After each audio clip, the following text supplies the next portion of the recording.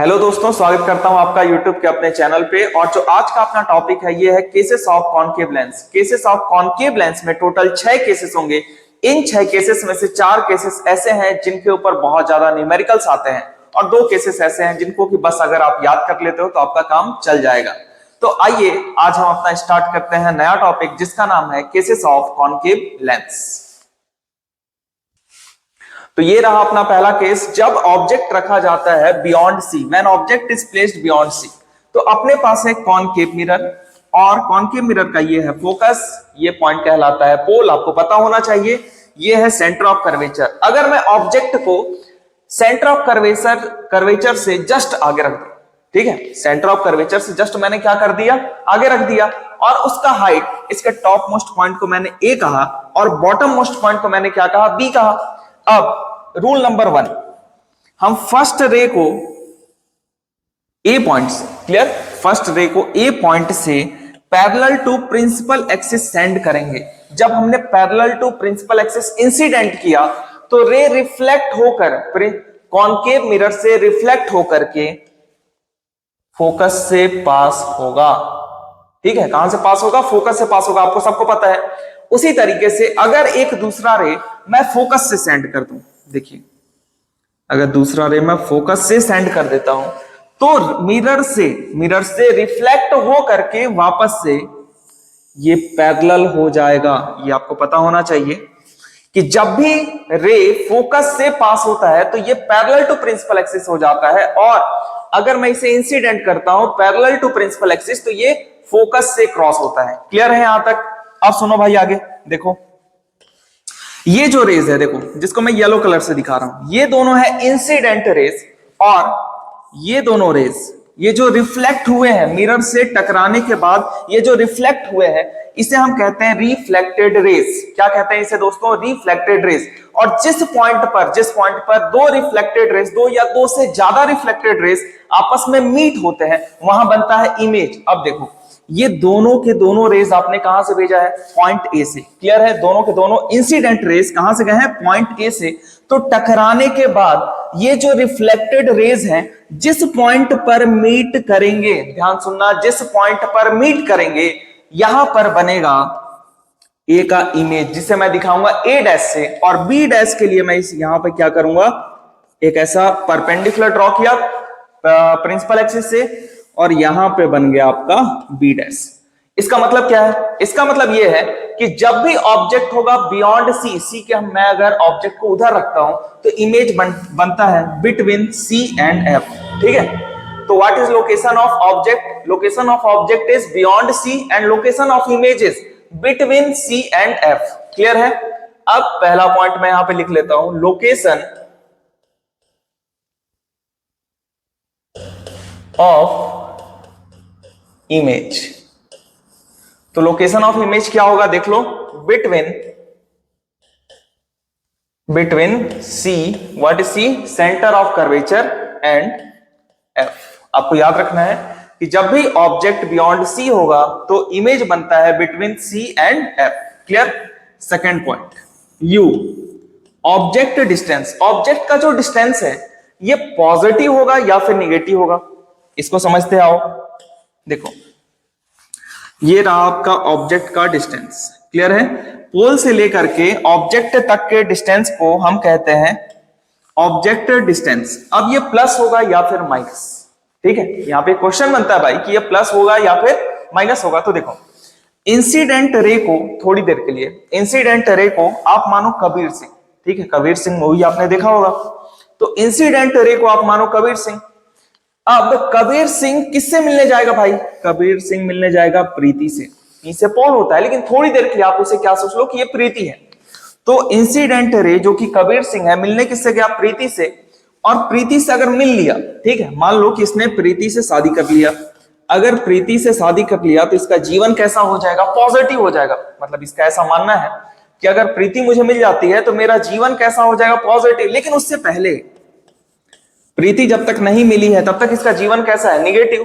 इसका ऐसा मानना है कि मेरा जीवन निगेटिव है, अगर वो मिल जाएगी तो उसके बाद का जीवन कैसा होगा? पॉजिटिव। उससे पहले का जीवन कैसा है? निगेटिव। तो यू देखो, प्रीति से पहले आया या प्रीति के बाद आया? तो आंसर है प्रीति से पहले आया। तो u is negative. Clear. Third point v, what is v? v होता है इमेज डिस्टेंस। ठीक है, तो इमेज कहां पर है भाई? ये देखो, ये आपका पोल से लेकर के इमेज तक के डिस्टेंस को मैं बोलूंगा इमेज डिस्टेंस, जिसको दिखाऊंगा किससे? v से। अब बताओ v प्लस की माइनस, आपको क्लियर दिख रहा होगा। प्रीति अभी मिली नहीं है भाई, प्रीति मिल जाती अगर ये आगे जाता तब क्या होता? पॉजिटिव, लेकिन v देखो पहले ही है ना, इस वजह से v अगेन क्या होगा? v negative. और एक चीज आपको और याद रखना है क्लास 10th के लिए, कि अगर v का साइन निगेटिव हो, v का साइन अगर क्या हो? निगेटिव हो, तो इमेज कैसा होता है? रियल। मिरर में अगर v का साइन निगेटिव हो तो इमेज हमेशा रियल होगा। ठीक है। थर्ड केस है फोकल लेंथ। फोकल लेंथ कहां पर है भाई? आ जाओ, देखो ये रहा आपका फोकल लेंथ। अब खुद बता सकते हो फोकल लेंथ प्लस या माइनस। तो देख लो भाई, प्रीति के मिलने से पहले ही है तो फोकल लेंथ अगेन क्या हो गया? माइनस। और यहां पे आप लिखोगे ऑलवेज। ये क्यों ऑलवेज लिखवा रहा हूं? क्योंकि कॉनकेव मिरर के लिए फोकल लेंथ हमेशा निगेटिव ही होता है। इसको याद करने का एक तरीका याद रख लो, कॉनकेव। ठीक है, केव मीन्स गुफा में अंधेरा। अंधेरे में कैसा फील करोगे? अंधेरे में आप फील करोगे निगेटिव। एफ से होता है फीलिंग और एफ से ही होता है फोकल लेंथ। तो आप याद रख लो कि कॉनकेव का फोकल लेंथ हमेशा ही निगेटिव होगा। क्लियर। थर्ड हो चुका है। अब देखते हैं fourth, R. What is R? R is radius of curvature. ये रहा आपका रेडियस ऑफ कर्वेचर। ठीक है, यह है रेडियस ऑफ कर्वेचर। तो रेडियस ऑफ कर्वेचर भी क्या होगा? ये भी होगा आपका निगेटिव। क्लियर है। आप इसको इस तरीके से भी याद रख लेना, स्पेलिंग FREE, फ्री। तो फोकल लेंथ के साइन के साथ रेडियस ऑफ कर्वेचर का साइन हमेशा आपको किस में मिल जाएगा? हमेशा आपको फ्री में मिल जाएगा। उसका चिंता करने का कोई जरूरत नहीं है। क्लियर। इसके बाद 5, height of object. Clear. Height of object, तो देखिए अगर प्रिंसिपल एक्सिस के ऊपर हो ऑब्जेक्ट, ठीक है, प्रिंसिपल एक्सिस के कहां है? देखो ऐसे ऊपर की तरफ है तो हाइट होगा positive. Clear. So height is positive. Another h dash. What is h dash? h dash is a height of image. तो देखो हाइट ऑफ जो इमेज है वो किधर है? नीचे की तरफ है, जिसको कि मैं h डैश से दिखा रहा हूं, और ये प्रिंसिपल एक्सिस के नीचे की तरफ है। तो हाइट को आपको ऐसे ही लेना है, अगर ऊपर हो तो पॉजिटिव, नीचे हो तो negative. So what is height of image? Negative. Clear. अब 7, मैग्निफिकेशन का साइन क्या होगा? m का साइन क्या होगा? तो ध्यान देना, जब भी सुनो, u और v का साइन अगर सेम होगा, क्लियर है, u और v का साइन सेम होगा तो m का साइन निगेटिव होता है। क्लियर। देखो u का साइन है माइनस, v का साइन भी क्या है? माइनस। इसका मतलब दोनों का साइन सेम हो गया। अगर साइन सेम होगा तो m होगा माइनस, और अगर m होगा माइनस तो इमेज होगा इनवर्टेड। क्लियर। इमेज कैसा होगा? इनवर्टेड। नेचर। अब नेचर के बारे में देखो, मैं आपको पहले ही बता चुका हूं कि अगर v माइनस है तो इमेज कैसा है? Real image. और m का साइन अगर निगेटिव है, क्लियर, m का साइन क्या है? निगेटिव है। कैसे पता चला? क्योंकि v और u का दोनों का साइन सेम है तो m का साइन निगेटिव होगा। अगर m का साइन निगेटिव होगा तो इमेज कैसा होगा? इनवर्टेड। तो नेचर कैसा हो गया भाई? Real and inverted. आप देख भी सकते हो इमेज नीचे की तरफ है। क्लियर। और लास्ट पॉइंट आपका बचा, और 9th पॉइंट आपका बचता है साइज।